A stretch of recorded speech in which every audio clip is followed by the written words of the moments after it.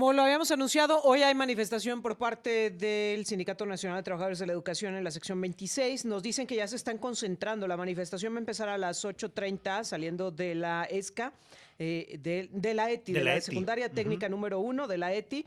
Y bueno, pues nos dicen que ya se están concentrando ahí en Mariano Jiménez desde hace un ratito, que ya están ahí concentrados los maestros y obviamente esto ya está causando problemas para poder transitar por la zona, para que extremes precauciones no te tomen por sorpresa y lo tengas en consideración. Oye, lo que nos tomó por sorpresa es que después de que la presidenta se reunió con la secretaria de Seguridad de Estados Unidos, ella decía...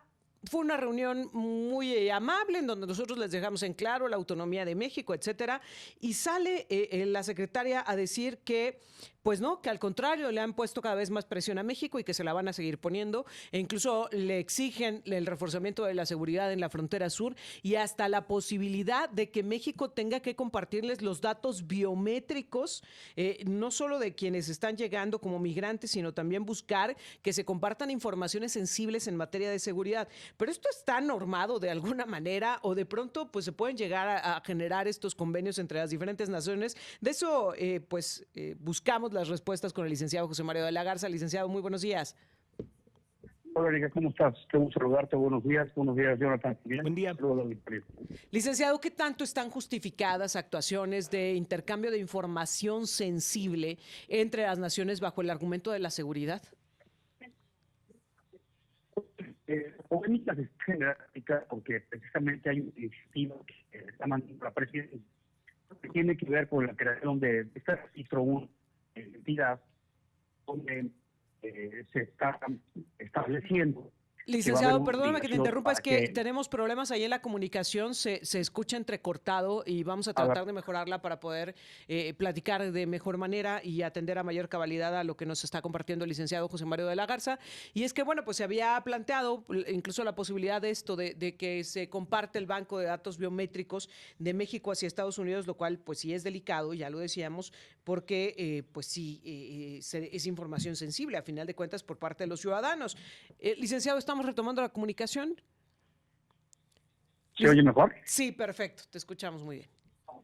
Nos decías. Sí, te decía que hay esta iniciativa, Erika, que está proponiendo la creación de un registro único de identidad a nivel nacional que va a obligar a todas las empresas, las instituciones que tengan bases de datos que incluyen datos biométricos, como pueden ser los datos vinculados con la salud, con el DNA, con la información financiera, la médica, la información religiosa inclusive, para tener una base de datos única que está bajo control de la Secretaría de Gobernación y el Consejo de Seguridad. Y entonces lo que se plantea, como bien decías, en estos acuerdos con Estados Unidos, es que el gobierno mexicano pueda transferir estos datos al gobierno americano con una petición sin ningún control de contrapesos.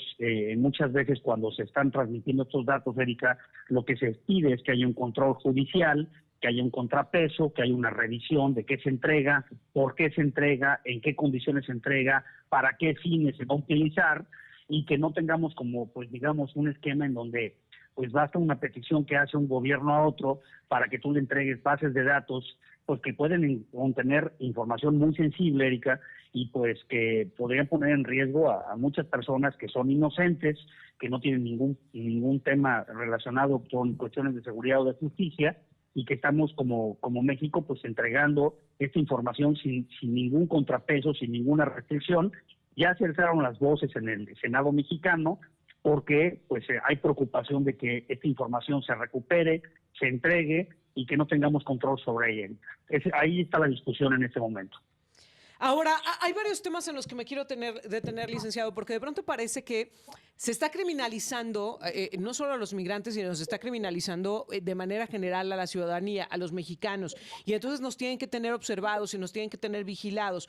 Pero en contraparte, pasan cosas como las que pasan en Jalisco. No solo me refiero al Rancho Izaguirre, sino que además en medio de esa pena y ese dolor de haber encontrado este lugar, de empezar a escarbar y darnos cuenta de la tremenda impunidad y hasta complicidad que pudo haber por parte de autoridades de diferentes niveles de gobierno, se da ahí mismo en Jalisco este concierto en donde se rinde homenaje, porque no hay otra forma de decirlo, se le rinde homenaje al líder de un grupo delictivo.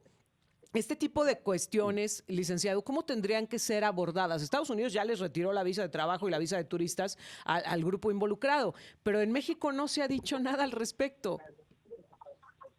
Sí, se hacen este tipo de eventos que son muy populares en los jóvenes, Erika, y que hacen un llamado a reconocer pues a personas que están vinculadas con los cárteles, con el crimen organizado, y parece que pues en la tierra de nadie tú puedes hacer esto y no pasa nada, y como bien señalas, pues hay miles de jóvenes desaparecidos que están cooptados por el crimen organizado, y por otro lado abiertamente se permite que se hagan estos llamados, estos reconocimientos, estos espectáculos que son muy populares, que están en todas las redes sociales, y que parece que se puede hacer esto sin ningún control, ¿no? Creo que pone el dedo en la llaga, ¿no? Hasta dónde estas libertades, estos derechos humanos que se han construido, pues te permiten llevar a cabo esos espectáculos donde abiertamente te dedicas a hacer alabanzas o hacer reconocimientos a personas vinculadas con el crimen organizado.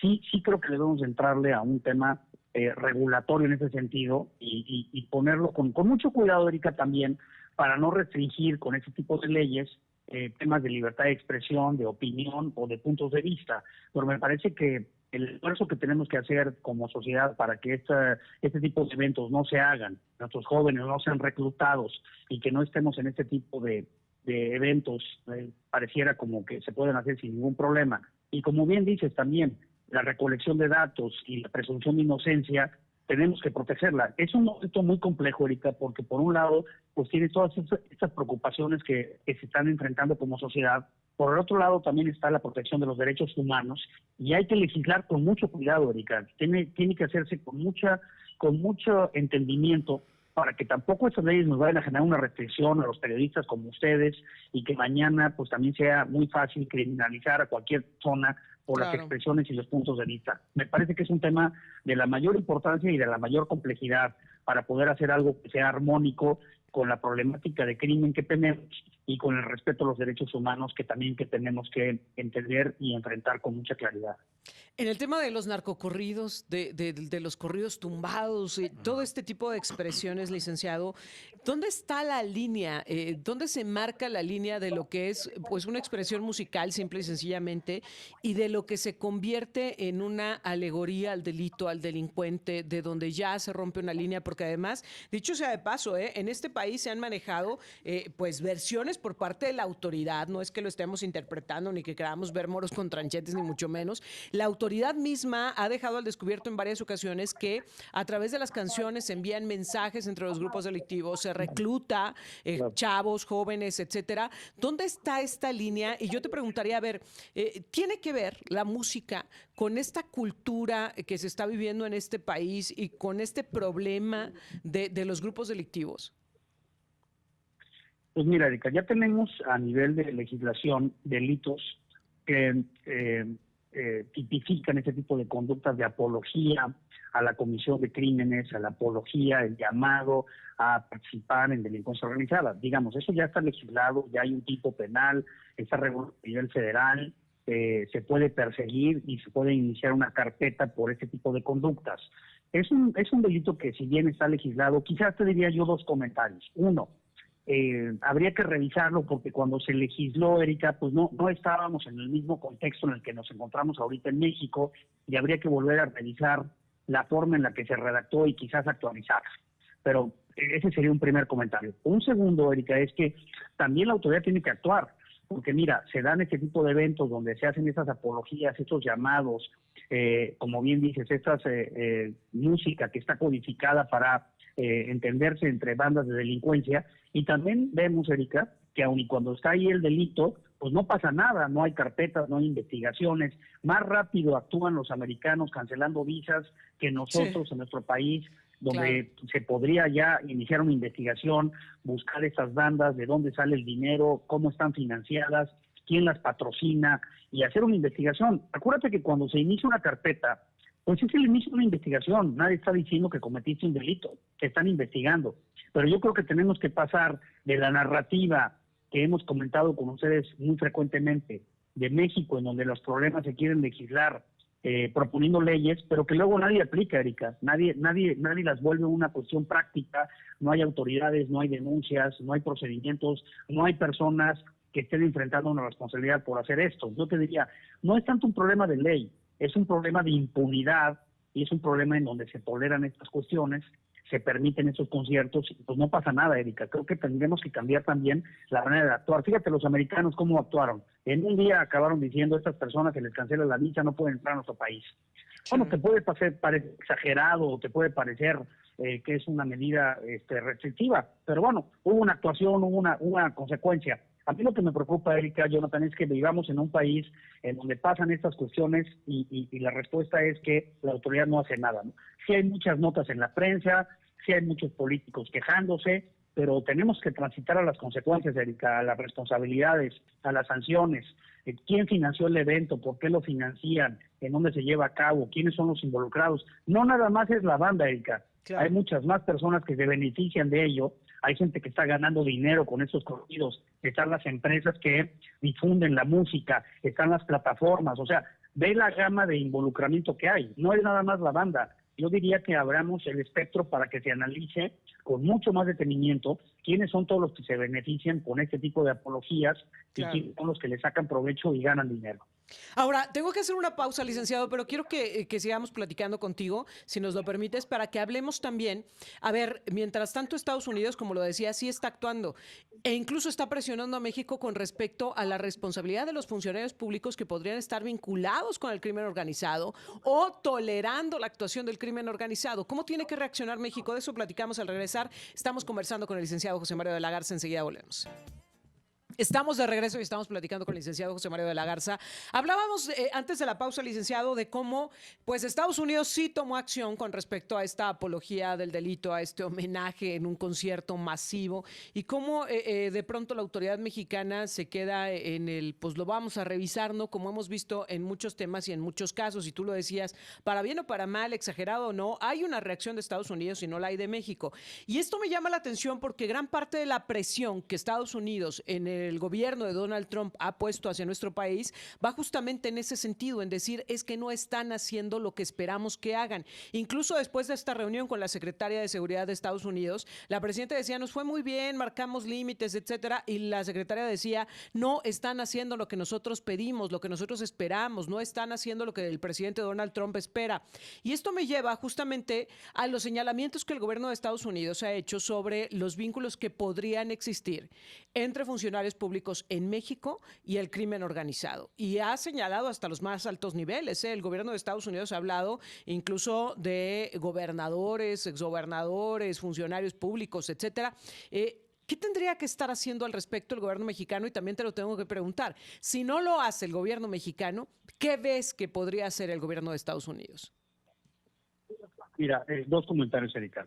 El nivel de involucramiento que tienen los cárteles en nuestro país, el control territorial que tienen de algunas regiones importantes de nuestro país, el involucramiento en el sistema financiero, en el lavado de dinero, no se puede hacer, Erika, bajo ningún concepto y por ninguna circunstancia si no tienes un nivel importante de funcionarios involucrados. O sea, pensar en que todo este manejo de recursos, de dinero, de movimiento territorial se hace sin que esté participando funcionarios de gobierno de alto nivel, pues es ser muy ingenuo o simplemente negar una realidad. Entonces, mi planteamiento del gobierno americano es, nosotros tenemos un problema, dicen los americanos, muy grave del tema fentanilo, ahí lo han centrado. Y ustedes permiten que haya laboratorios, que se maneje el fentanilo y que llegue a Estados Unidos y no vemos que México haga nada.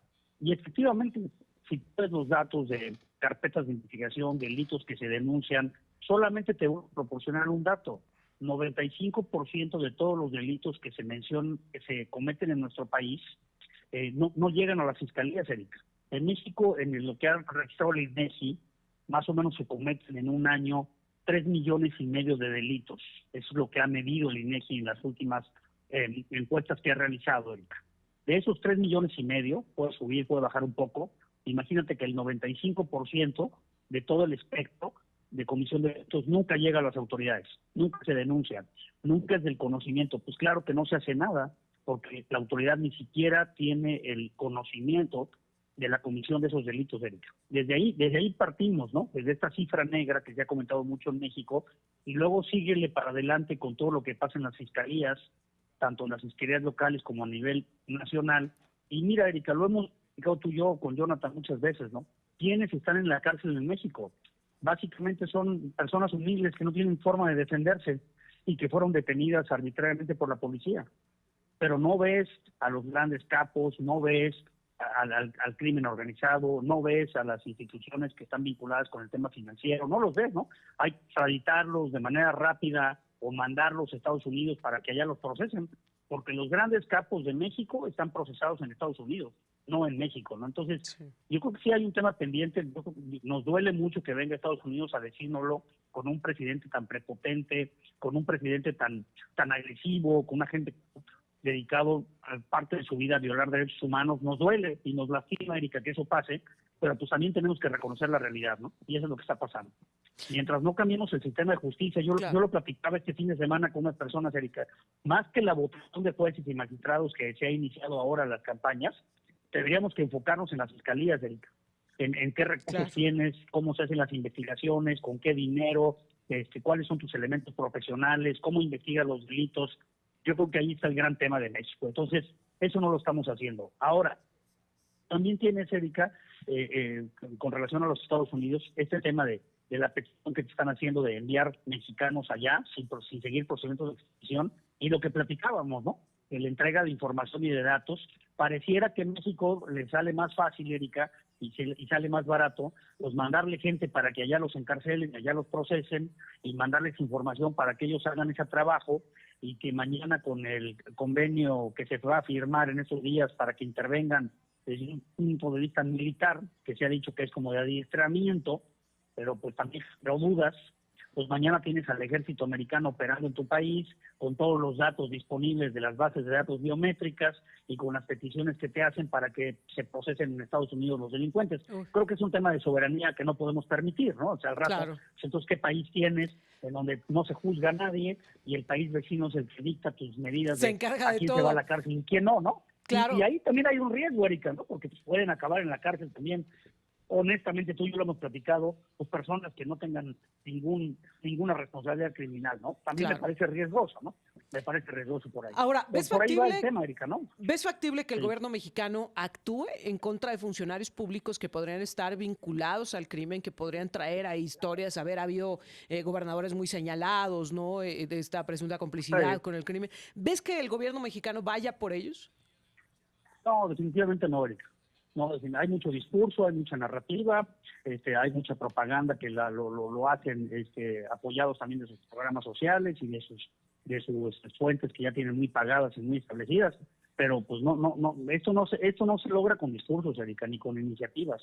Esto se logra con carpetas, con investigaciones, con profesionalización, con invertirle dinero a las fiscalías. Pues, de otra manera, pues podrás hablar de mucho discurso nacionalista. Se acaba de publicar la reforma de Sheinbaum de la protección soberana del país, pero pues es lo que vemos siempre, ¿no, Erika?